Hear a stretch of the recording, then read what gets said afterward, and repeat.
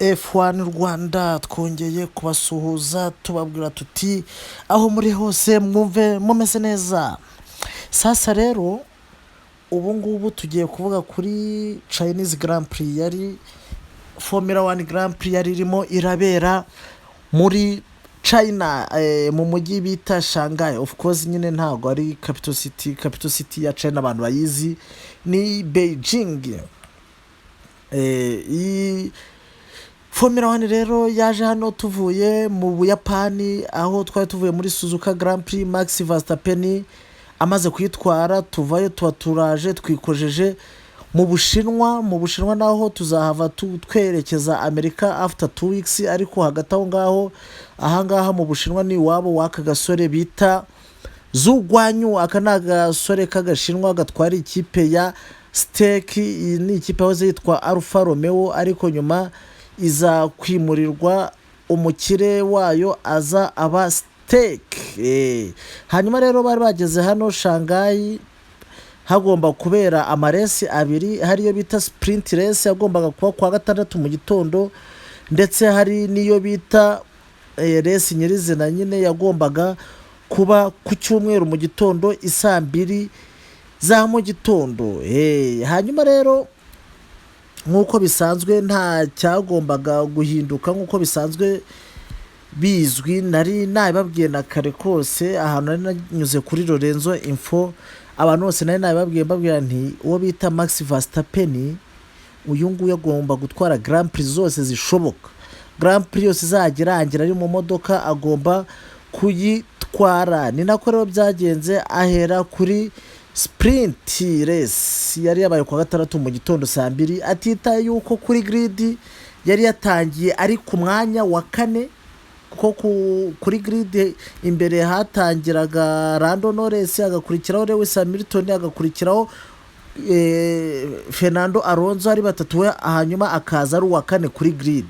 Max Verstappen niwe ndi kuvuga, ariko ibyo ngibyo ntacyo byari bivuze, kuko abo bose yabapanguruye nk'uri kunywa ji y'igisheke. Yabapangure mu buza kabisa. Abaye uwa mbere, akurikirwa na Lewis Hamilton bwa mbere mu mateka y'isi muri uyu mwaka, ageze kuri podium abaye wa kabiri.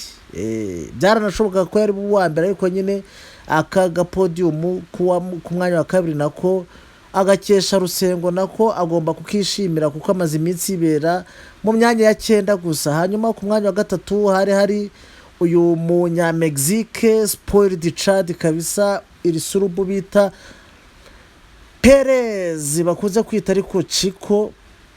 Niwe waje ari wa gatatu, atwara imodoka imwe copy paste niya Max, ariko nyine uyu nguyu ni surubu. Ku mwanya wa 4 Monegasque Charles Leclerc, ndetse no wa 5 Carlos Sainz, bose batwarira Ferrari.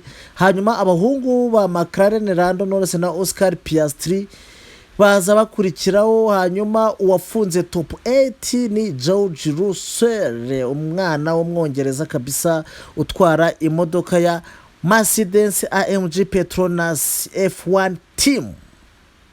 Iyo kipe batwara nuko nguko bayita, niwe waje ufunga top 8 muri sprint race. Nduva nababwiye abantu bahembwa ni abantu 8 bonyine. Ubu ngubu uyu Max yabonye amanota 8, Lewis 7, Checo 6, gutyo kugeza kwa 8 babonye rimwe.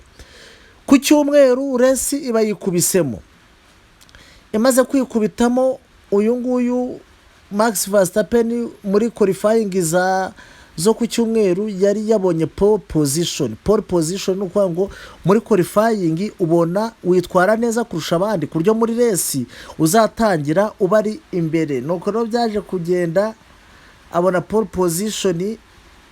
Uyu Lando Norris yari uwa 4, ariko abasha guhatana akurayo umwanya wa 2, ahigikana none Sergio Perez. Uyu Sergio Perez afite imodoka imwe nk'iya Max Verstappen. Ibintu mbabwira, Max Verstappen imodoka yafite, iyi modoka ya Red Bull Racing ni imodoka iguruka kurusha izindi zose, nta muntu ushobora gutinyuka kumusiga. Ibyo ngibyo byakabaye no kuri Sergio Perez, ariko Perez sinzi ikibazo afite mu bwenge bwe, ni umuswa ku buryo aba bantu bamuca. Ubundi byibuze niba udashoboye gusiga umutimumeti wawe nka Max, ukavuga ati wenda Max turakomeye, wakagombye kuba uwa kabiri, kuko aba abandi bose ba Lando Norris, ba Charles Leclerc, Carlos Sainz, aba ni abantu bafite imodoka itageze no muri 1/4 cy'iyawe. Niyo mpamvu batari bakwiriye kugusiga. Ariko reba nk'ubwo yabaye wa gatatu, ntibizagutungura n'igihe arenga umwanya wa gatatu akisanga mu myanya ya gatanu. Nuko byagenze. Charles Leclerc yongera kubona umwanya wa kane muri resi nyirizina, akurikirana Carlos Sainz, bose batwara imodoka ya Ferrari. George Russell abona umwanya wa gatandatu muri Mercedes. Fernando Alonso, umushoferi w'umwesipanyoli utwara Aston Martin, yibonera umwanya wa karindwi. Oscar Piastri, akana kitwara McLaren, kabona umwanya wa 8. Lewis Hamilton muri qualifying yisanze ku mwanya wa 18, yagombaga kuresinga avuye inyuma, ariko imodoka ye ihagaze ku mwanya wa 18. Ewana arakukuza agiye kubona abonye umwanya wa 9. Aya ni amanota abiri tuba tuvuga aba yarakoreye. Nico Hülkenberg, uyu nguyu ni umudage utwara imodoka ariko y'abanyamerika ya Haas cyangwa se HAAS, ariko uyu yaje kuza ari ku mwanya wa 10. Iyo ngiyo niyo top 10. Rero nkuko bisanzwe nyine muri resi hahembwa abantu 10 ba mbere. Uyu wa 10 yatanye ubwo ngubwo inota rimwe rukumbi. Rero ukuntu amakipe ahagaze cyangwa se constructors ukuntu zihagaze, dore Red Bull ni bayoboye ku manota 195, Ferrari kurikiraho ni ifite nayo ubuseriyemwo buke uyu mwaka ni 151. McLaren yikubise agashyi, urabona ko yadepaje Mercedes, ko McLaren ifite 96, Mercedes 52, Aston Martin 40, RB 7, Haas 5, Williams 0, Alpine 0, Kick Suba, iyi Suba niyo bita stake 0. Iri 0 ni ukuvuga ngo abashoferi bazo bamaze resi 5 nta n'umwe byibuze ushobora kuza mu bantu 10 ba mbere. Nicyo biba bivuze. Nuko rero bimeze, nuko nguko Grand Prix ya Chinese yasize amakipe ameze. Tubonane muri Amerika nyuma y'ibyumweru 2 bari muri Amerika.